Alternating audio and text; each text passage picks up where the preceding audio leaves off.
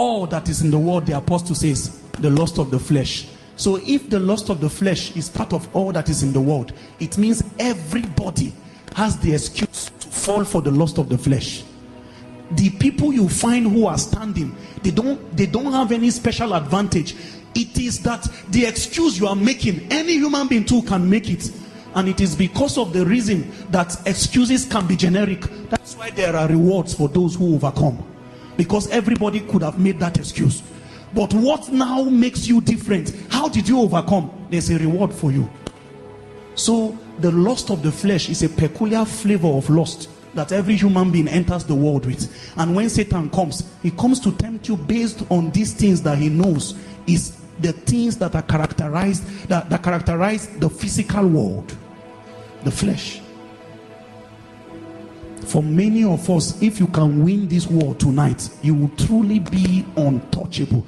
Some of you, something continues to tell you that if only you can go consistent with God, even for 1 month, you will handle certain horns in the spirit.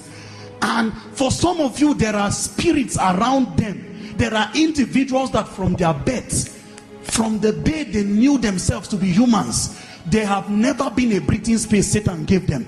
They have always been monitoring spirits, supervisory spirits, making sure that they must be under a dose of sin per minute. Because if you give them, even though it's 2 days, Satan knows the kind of angels that are hanging around them.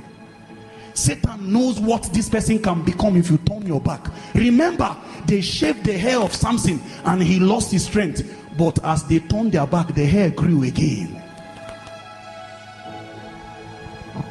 So it's on account of this wickedness. That's why Satan now plots and finds particular sins that are compatible with the lust of people. So at the end of the day, he is not interested in taking us through a roll call of sin as regarding a catalog of sin. Steal, then he ticks it. Lie, then he ticks it. Fornicate, then he ticks. No. He wants one sin that is compatible with you, that you can continue to struggle with. So you can be strong in one area and say, by the grace of God, in the area of anger, I think God has helped me. What about lust? Mind you, at the end of the day, it will not be in areas that will judge you. They will just judge about an absolute righteous man. And most people pointing, accusing fingers currently in our world are people who are struggling with one area of deficiency or another. Jesus exposed these things when the scribes, the Pharisees, Sanhedrins, scholars of the law, all of them came with stones to stone a woman to death on account of the death penalty that is well defined for anybody caught in adultery. And Jesus looked at scholars of the law, religious men of their time, holy men of old with white robes, and he says, he that is without sin among you, throw the first stone.